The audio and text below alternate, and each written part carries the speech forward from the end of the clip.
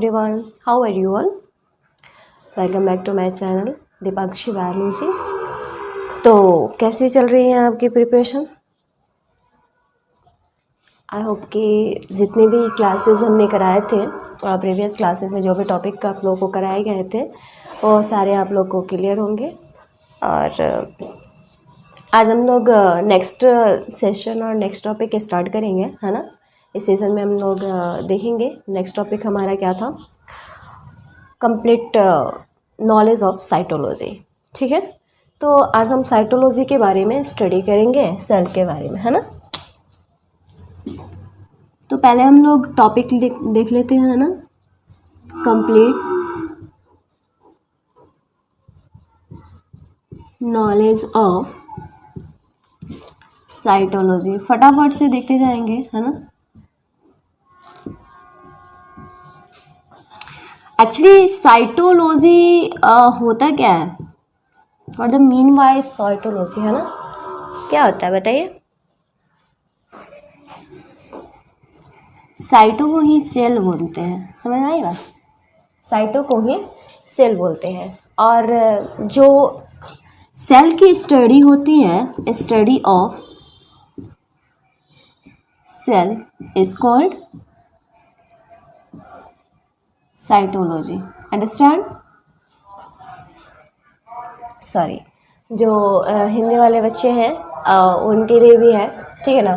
जो मतलब साइटोलॉजी होता है स्टडी जिसके बारे में, मतलब सेल के बारे में, कोशिका जो बोलते हैं, पढ़े थे आप लोग। कोशिका के बारे में जब हम अध्ययन करते हैं, है ना, तो उस अध्ययन को हम लोग क्या कहते हैं, साइटोलॉजी कहते हैं। समझ आई बात, साइटोलॉजी कहते हैं। नेक्स्ट देखेंगे कि एक्चुअली सेल क्या है, व्हाट इज सेल। कोशिका क्या है, जो कोशिका है वो क्या है। तो आपने हमेशा सुना होगा, नहीं आप लोग एक्चुअली अगर जो मैथ के स्टूडेंट होंगे उन्हें नहीं पता होगा। आई मीन कि उतना पढ़ाया तो जाता है 9th 10th 8 में भी, लेकिन बेसिकली ऐसा होता है कि लोग जिसमें इंटरेस्टेड होते हैं उस पर ज़्यादा ध्यान देते हैं। तो जो मैथ वाले स्टूडेंट होंगे उन्हें उतना समझ नहीं आ रहा होगा या ध्यान नहीं रहा होगा कि हम लोगों ने, मतलब आप लोग जब स्टूडेंट रहे होंगे 9th 10th या 8 के, तो उसमें सेल टर्म्स आया होगा और पता होगा कि सेल्स को क्या कहते हैं, है ना। सेल इज द स्ट्रक्चरल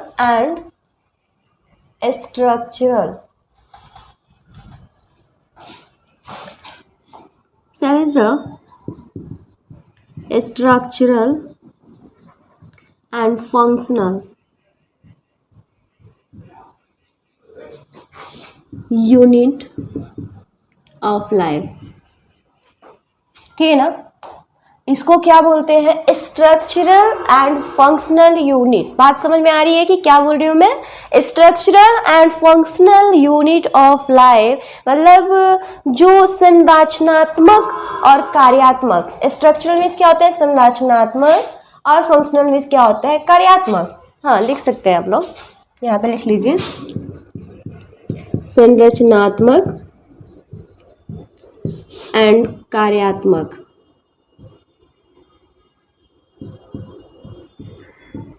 मत लिखवाया करो हंसोगे बेवस है कि हिंदी लिखने नहीं आता मैम को, ठीक है ना। संरचनात्मक और कार्यात्मक, ठीक है ना, इकाई को सॉरी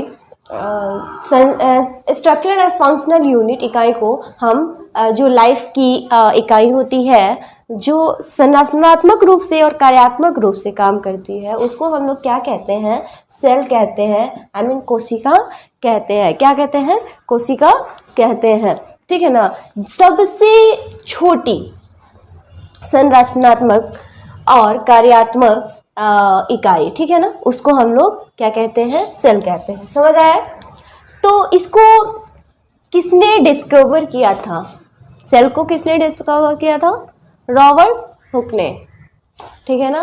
किसने किया था, रॉबर्ट हुक ने, ठीक है। रॉबर्ट हुक ने इसका डिस्कवरी किया था किसमें, 1665, ठीक है, याद रहेगा। 1665 में रॉबर्ट हुक ने इसको डिस्कवर किया था, ठीक है। जो एंटोन लीवेनहॉक होता है, हुक है, एन बोलते हैं, एंटोन लीवेनहॉक, ठीक है ना। एंटोन लीवेनहॉक, इसने क्या किया था, सेल मतलब जो सेल का लिवर होता है इसको दिया था, ठीक है ना, सेल को दिया था। सेल जो टर्म्स है मतलब जो लाइव सेल्स होता है, ठीक है ना, डेड सेल्स होता है, लाइव सेल्स, इसमें मतलब रॉबर्ट हुक ने 1665 में दिया कि सेल होता है ना। एंटोन लीवेनहॉक ने किया कि जो लाइव सेल होते हैं, जीवित कोशिका, उसका डिस्कवरी किया, ठीक है, उसका डिस्कवरी किया, समझ आया। एंटोन लीवेनहॉक, ठीक है ना। और जो सेल थ्योरी था, सेल थ्योरी की बात करें तो सेल थ्योरी को किसने दिया था, सीडेन एंड स्वान ने। सीडेन स्वान दो भाई थे, ठीक है ना। सीडेन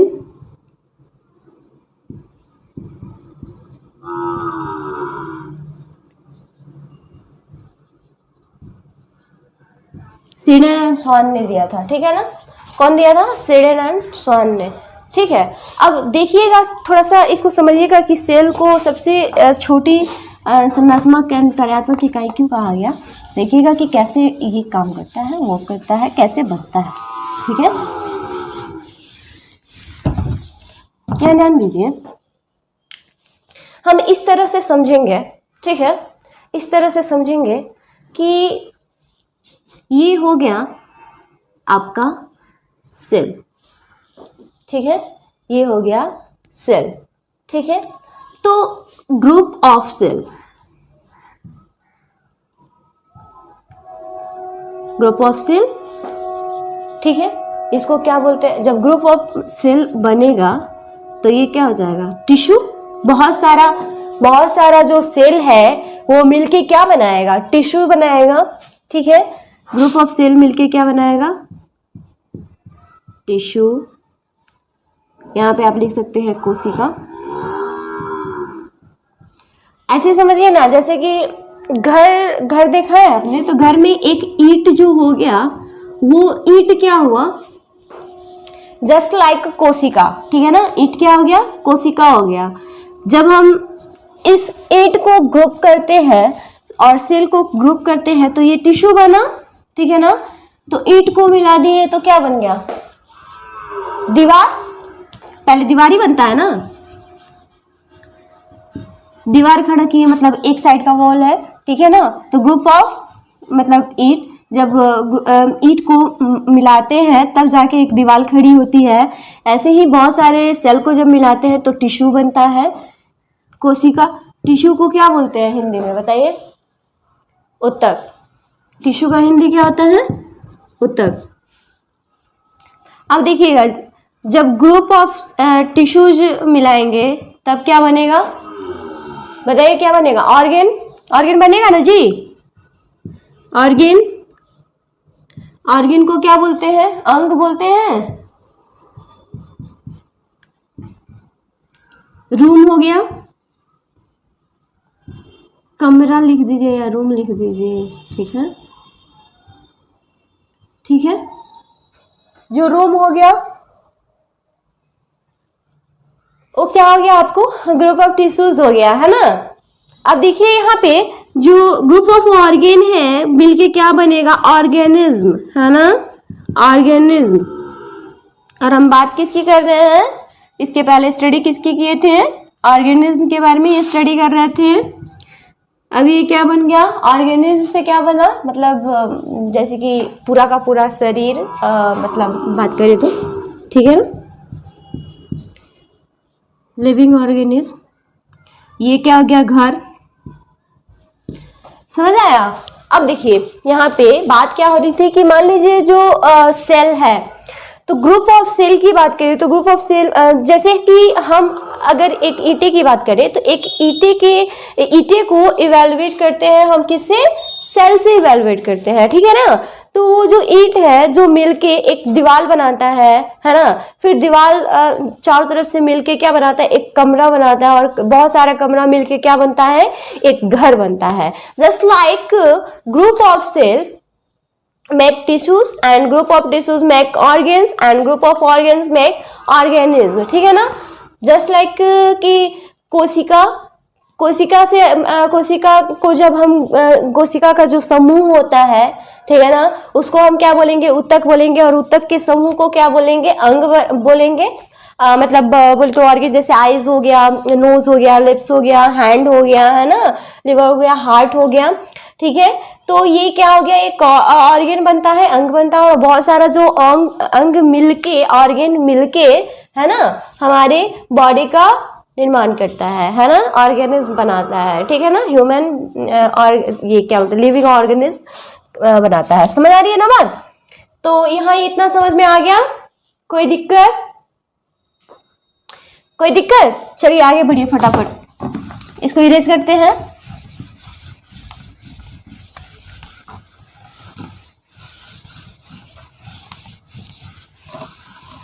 अब बताइए, एक तो होता है बिगेस्ट होता है, स्मॉलेस्ट होता है, एक लार्जेस्ट होता है, एक लॉन्गेस्ट होता है, ठीक है ना। तो सबसे अगर लार्जेस्ट सेल की बात करें, मतलब बड़ा, सबसे बड़ा सेल, तो कौन होता है, लार्जेस्ट सेल की बात करें, मतलब सबसे बड़ा क्या होता है बताइए, सबको पता होगा, कंपटीशन की तैयारी करते हो तो सबको पता होगा, नहीं कर रहे तो भी पता होगा। ऑस्ट्रिच एग, ठीक है ना, ऑस्ट्रिच एग सबसे बड़ा किसका एग होता है, सॉरी कौन सा सेल होता है, ऑस्ट्रिच का जो एग होता है वो सबसे बड़ा सेल होता है, ठीक है ना, सबसे बड़ा सेल होता है। माइकोप्लाज्म सबसे स्मॉलेस्ट होता है, स्मॉलेस्ट सेल की बात करें, सबसे छोटे सेल की, सबसे छोटा सेल क्या होता है, माइकोप्लाज्म। समझ आया, ये याद रहेगा ना, याद रहेगा आप लोग को। सबसे लार्जेस्ट सेल की बात करें तो कौन सा होगा, ऑस्ट्रिच का, ऑस्ट्रिच एग। और सबसे स्मॉलेस्ट सेल की बात करें तो कौन होगा, माइकोप्लाज्म, ठीक है ना, क्या होगा, माइकोप्लाज्म। मतलब पूरी ओवरऑल की बात कर रहे हैं हम टुडे, ओवरऑल की। अगर ह्यूमन की बात करें, जस्ट अगर ह्यूमन में आते हैं, ये ओवरऑल हो गया, ठीक है ना, पूरी ओवरऑल, पूरी ओवरऑल सेल की बात कर रहे हैं। अगर ह्यूमन में आते हैं, ह्यूमन में, ठीक है ना, तो जब ह्यूमन बीइंग की बात करेंगे तो सबसे लार्जेस्ट सेल होगा आपका, सबसे लार्जेस्ट सेल होगा, बताइए कौन सा होगा, स्मॉलेस्ट सेल, ठीक है, बताइए सबसे लार्जेस्ट सेल क्या होगा, ओवम, ओवम। अब कंफ्यूज मत होइए, ओवम किसे कहते हैं, ठीक है ना, फीमेल एग जो होता है, फीमेल एग को ओवम कहते हैं, ठीक है ना। एंड सबसे स्मॉलेस्ट सेल क्या होगा बताइए, स्पर्म, स्पर्म को, ठीक है ना, ये क्या है, मेल एग है, ठीक है ना, मेल एग है। समझ आया। तो सबसे लार्जेस्ट सेल कौन सा होगा, अगर ह्यूमन की बात करें तो सबसे लार्जेस्ट सेल कौन सा होगा, ओवम होगा, ठीक है ना, और जो फीमेल एग होता है। और सबसे स्मॉलेस्ट सेल की बात करें तो क्या होता है, मेल एग होता है, स्पर्म, ठीक है ना।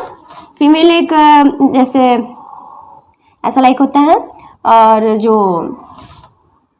स्पर्म होता है वो कुछ ऐसे होता है, ठीक है ना, ये टेल होता है उसका, ये बॉडी हो गया, ये टेल हो गया, और ये उसका माउथ हो गया, ठीक है ना। तो ये होता है। और अगर लंबा, सबसे लंबा बात करें, सबसे लंबा सेल कौन सा है ना, longest cell,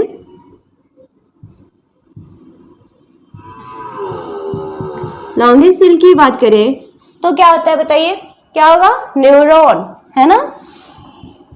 neuron is the longest cell.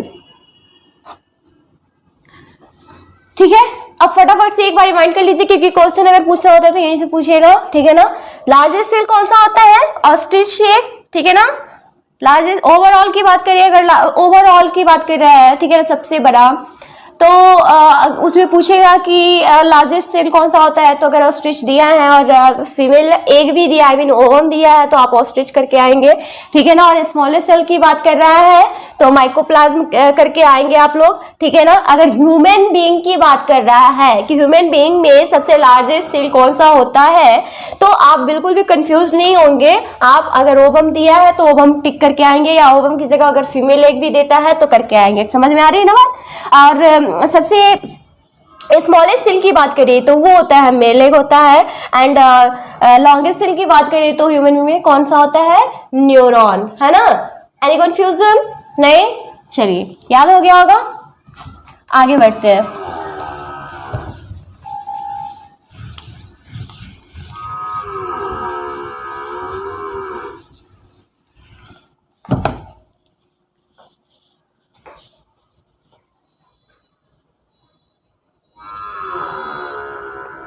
अब हम वन बाय वन करके सारे जो ऑर्गेनल्स होते हैं, ठीक है ना, उसके बारे में, ऑर्गन्स के बारे में, सॉरी सेल्स के बारे में स्टडी करेंगे, ठीक है ना, उसके बारे में स्टडी करेंगे। तो जो प्लांट सेल होता है और क्या कहते हैं एनिमल सेल होता है, तो उसमें हमने बताया था आपको कि उसमें बहुत सारे ये सेल्स होते हैं, तो उसमें आपने देखा था, उसके बारे में स्टडी किया था, और उसके बारे में हम लोग वन बाय वन इसमें देखेंगे, ठीक है ना।